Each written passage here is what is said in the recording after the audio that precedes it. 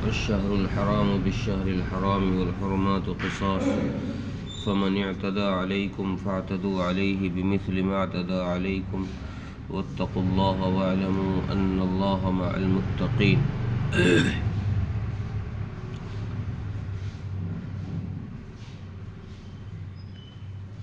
یہ آیت بھی پچھلی آیتوں کے ہی ضمن میں نازل ہوئی ہے. جو واقعہ پچھلی آیتوں میں بیان کیا گیا کہ نبی اکرم صلی اللہ علیہ وسلم جب عمرۃ القضاء کے لیے سن 7 ہجری میں تشریف لے گئے تو اس وقت مسلمانوں کو یہ خدشہ ہوا کہ شاید ہو سکتا ہے مشرکین مکہ اپنا عہد اور اپنی صلح توڑ دیں اور وہ ہم کو اس سال بھی عمرہ نہ کرنے دیں. تو مسلمانوں کے ذہن میں ایک اشکال تو یہ ہوا تھا کہ اگر انہوں نے جنگ کی تو یہ جنگ حدود حرم میں ہوگی اور حدود حرم میں جنگ کرنا جائز نہیں ہے. حرم کے اندر نقصان کسی کی جان کو نقصان پہنچانا حتیٰ کہ جانوروں کو پکڑنا بھی جائز نہیں ہے، تو جنگ تو بہت بڑا گناہ ہے. تو اس کا جواب پچھلی آیتوں میں اللہ تبارک و تعالیٰ نے یہ دے دیا کہ وَلَا تُقَاتِلُوهُمْ عِنْدَ الْمَسْجِدِ الْحَرَامِ حَتَّى يُقَاتِلُوكُمْ فِيهِ فَإِنْ قَاتَلُوكُمْ. اگر وہ قتل کریں، وہ لڑائی کریں تم سے، تو پھر حدود حرم کے ادب کے احترام میں کھڑے ہو کے نہ پٹنا، پھر تم قتال کرنا، پھر لڑائی کرنا. ایک دوسرا اشکال مسلمانوں کے ذہن میں یہ ہوا تھا کہ جو ہم عمرہ کرنے کے لیے جا رہے ہیں یہ ذی قعدہ کا مہینہ ہے اور اس ماہ مبارک کو وہ فضیلت حاصل ہے کہ یہ مہینہ ان 4 مہینوں میں شامل ہے جن کی حرمت کو بہت پہلے سے لوگ ان کی حرمت کا خیال کیا کرتے تھے اور ان میں لڑائی جھگڑا دنگا فساد نہیں کرتے تھے. 3 مہینے تو یہ لگاتار ہی ہیں، ذی قعدہ، ذی الحجہ اور محرم.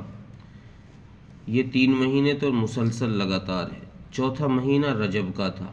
تو یہ ذی قعدہ کا مہینہ پڑ رہا تھا جس میں نبی اکرم صلی اللہ علیہ وسلم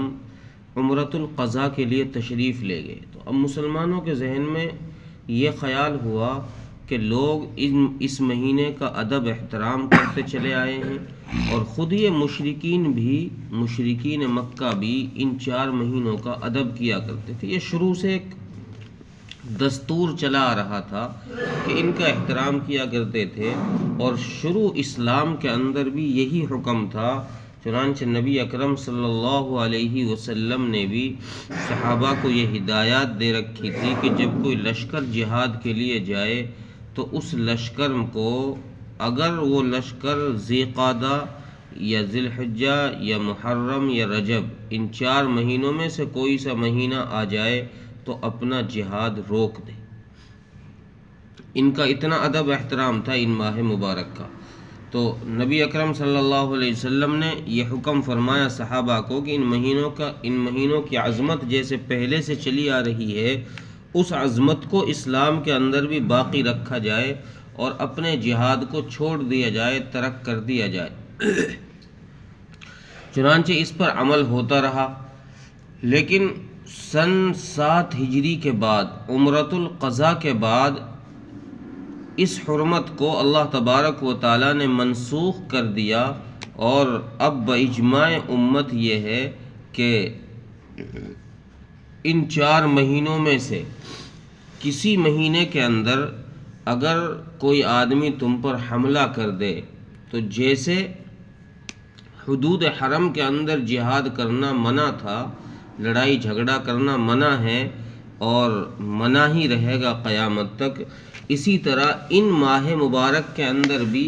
لڑائی کرنا ابتداءً تو صحیح نہیں ہے کہ شروعات ہی تم کرو، کسی پر حملہ ہی تم کرو، یہ تو صحیح نہیں ہے. ہاں البتہ اگر تمہارے اوپر کوئی حملہ کر دے ان مہینوں میں، ان ایام میں، تو پھر تمہیں جیسے حدود حرم میں لڑائی جائز تھی دفاع کے لیے، اپنے بچاؤ کے لیے، جیسے حدود حرم میں جائز ہے، اسی طریقے سے ان ماہ مبارک میں بھی لڑائی جائز ہے، اور یہ کفار کے لیے بدلہ ہے، ان کی سزا ہے کہ اگر وہ تم سے لڑائی کریں تو پھر تم ان کے ساتھ مقاتلہ کرو، لیکن اس مقاتلے میں یہ دھیان رکھنا کہ جتنا نقصان تمہیں پہنچایا جائے، جتنی چوٹ تمہیں پہنچائی جائے، جتنی تکلیف تمہیں پہنچائی جائے، اسی کے مثل، اسی کے جتنی ہی تم بھی ان کو تکلیف پہنچا سکتے ہو۔ فَاعْتَدُوا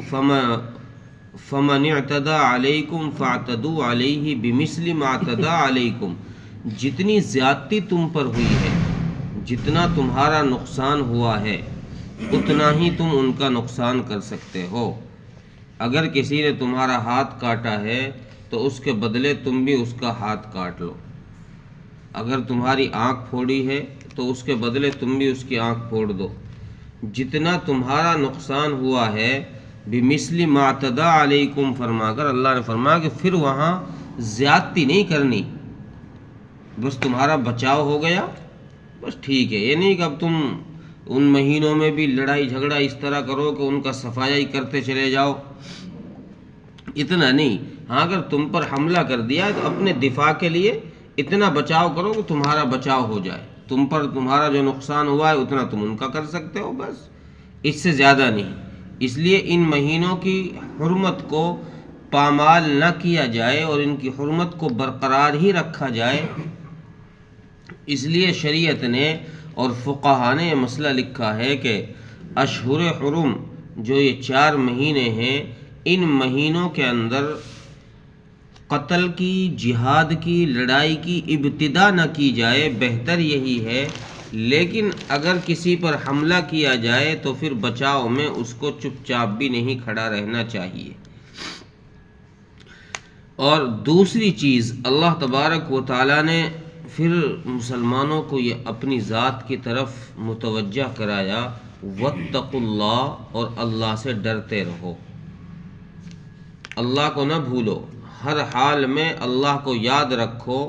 اور یہ جان لو یہ بات کہ اللہ تبارک و تعالیٰ کی مدد جو ہے وہ تقوی پر ہے، کثرت پر نہیں ہے کہ تم بہت سارے ہو گئے ہو اب تم ان پر حملہ کر دو، تم تعداد میں زیادہ ہو ان کا صفایا کر دو،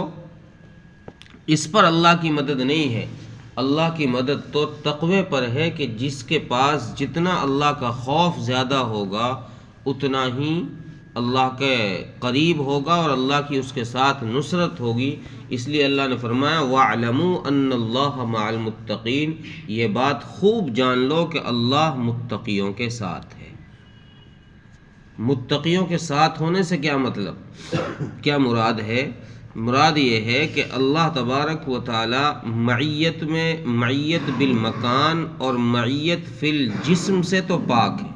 نہ تو اللہ تبارک و تعالی کسی کے ساتھ ہونے میں یہ ہے کہ بھئی اللہ کا کوئی جسم ہے چلو اس کے ساتھ ساتھ لڑ رہے ہیں، نہ یہ ہے کہ اللہ کے ساتھ کوئی جگہ ایسی ہے کہ اللہ اسی جگہ کے اندر خاص ہے، تم یہاں آ جاؤ تو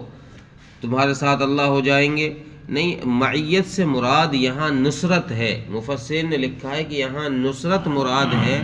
کہ اللہ تبارک و تعالیٰ کی نصرت تمہارے ساتھ ہوگی اگر تم اللہ سے ڈرتے رہو گے، اگر تم متقی رہے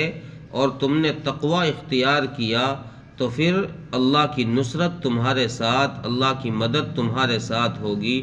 اور اگر زندگی میں تقوی نہیں رہا، اللہ کا خوف نہیں رہا، تو پھر امید ہی کرتے رہو گے، اللہ کی مدد ہاتھ نہیں آئے گی۔ جیسا آج کے دور میں امت کا حال ہے کہ ہر آدمی یہ چاہتا ہے کہ جیسے مسلمانوں پر ظلم ہو رہا ہے، مسلمانوں کے ساتھ ناانصافی ہو رہی ہے، کہ اللہ کی نصرت آ جائے۔ اللہ کی نصرت کے آنے کے لیے اللہ نے فرمایا کہ میری مدد کے آنے کے لیے تقوی کا ہونا شرط ہے، جو آج ہمارے پاس نہیں۔ آج کے دور میں جو مسلمانوں کے پاس نہیں ہے وہ تقوی ہے، وہ اللہ کا خوف ہے۔ اللہ کا خوف آج لوگوں کے پاس نہیں ہے، اس لیے اللہ کی نصرت بھی لوگوں سے بہت دور ہے۔ اللہ کی نصرت کو قریب کرنے کے لیے، اللہ کی مدد کو قریب کرنے کے لیے یہ ضروری ہے کہ اللہ سے ڈرا جائے۔ ہم اس دور میں برائیاں تو اتنی عام ہیں، اللہ کا خوف کا نام و نشان نہیں ہے۔ لوگ مسلمان عموماً مسلم قوم جو ہے اس دور میں وہ برائیوں میں غیر قوموں سے بھی آگے نکلی ہوئی ہے۔ اس لیے اللہ کی نصرت کے دروازے بند ہیں، اور صحابہ اکرام رضوان اللہ علیہم اجمعین کی اللہ تبارک و تعالیٰ نے نصرت کر کے مدد کر کے یہ بتایا کہ قلیل کو میں کثیر پر کیسے غالب کر دیتا ہوں، یہ صحابہ کی نصرت کر کے اللہ نے بتا دیا۔ کم من فئۃ قلیلۃ غلبت فئۃ کثیرۃ بإذن اللہ، اللہ کے حکم سے 1000 10,000 پہ غالب آ جائیں گے اگر اللہ کی نصرت ہوئی، اور اگر اللہ کی نصرت نہ ہوئی تو پھر 10,000 بھی 1000 کے ہاتھوں مارے جائیں گے۔ یہ نصرت کا مطلب ہے۔ جنگ بدر کے اندر اللہ تبارک و تعالیٰ نے صحابہ کی نصرت فرمائی تو صحابہ کی چھوٹی سی تعداد 313 نے مکے کے ہزار سے اوپر آدمیوں کو صفایا کر دیا، ان پر غلبہ حاصل کر لیا۔ تو اللہ تبارک و تعالیٰ نے یہ بتایا، یہ سمجھایا کہ تم جو ہے اپنی کثرت پہ نہ اترانا، بلکہ میرا خوف اگر تمہاری زندگی میں ہوگا تو پھر تمہیں اترانے کا موقع ملے گا، اور اگر میرا خوف تمہاری زندگی میں نہیں ہوا تو پھر تمہیں اترانے کا موقع نہیں ملے گا، پھر تمہیں اسی طرح تنہا چھوڑ دیا جائے گا، مرنے کٹنے کے لیے چھوڑ دیا جائے گا، جس طرح آج مسلمانوں کے ساتھ ہو رہا۔ اس لیے ضرورت اس بات کی ہے، قرآن کی اس آیت سے سبق یہ دیا جا رہا ہے، چونکہ قرآن کی تعلیم صرف صحابہ کے لیے نہیں ہے، 1400 سال پہلے نازل ضرور ہوا ہے، لیکن اس کی تعلیم کا مصداق ہر وہ بشر ہے جو قیامت سے پہلے دنیا میں آئے گا۔ ہر آدمی اس کا مصداق ہے، ہر آدمی کے لیے قرآن کا سبق ہے۔ تو اللہ تبارک و تعالی ہمیں بھی یہ سبق سکھا رہے ہیں کہ اپنی زندگی کے اندر تقوی اختیار کرو، اپنی زندگی کو کامیاب بنانے کے لیے اور میری نصرت اپنے ساتھ رکھنے کے لیے میرا ڈر اپنے اندر پیدا کرو۔ اگر تمہارے اندر میرا ڈر تمہارے اندر ہوا تو پھر میری مدد تمہارے ساتھ ہر وقت رہے گی۔ اور اگلی آیت کے اندر اللہ تبارک و تعالی نے انفاق فی سبیل اللہ کا، اب تک کی ان 5 آیتوں کے اندر تو جہاد کا حکم بیان کیا گیا تھا کہ جہاد کب اور کہاں کرنا چاہیے اور کس جگہ پر نہ کرنا چاہیے،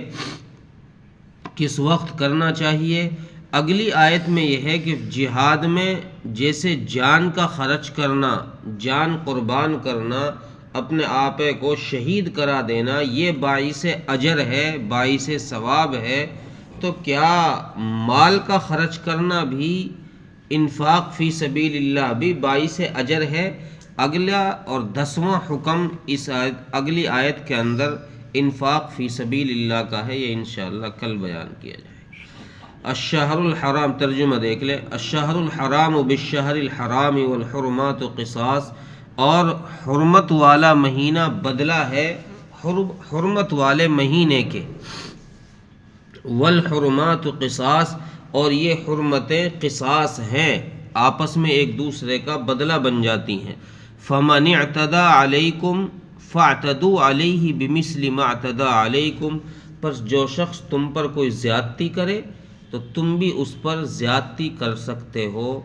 اتنی ہی جتنی تم پر کی گئی ہے۔ واتقوا اللہ، اور اللہ سے ڈرتے رہو۔ واعلموا ان اللہ مع المتقین، اور جان لو کہ بے شک اللہ تبارک و تعالی متقیوں کے ساتھ ہے۔ اللہ تعالی عمل کی توفیق۔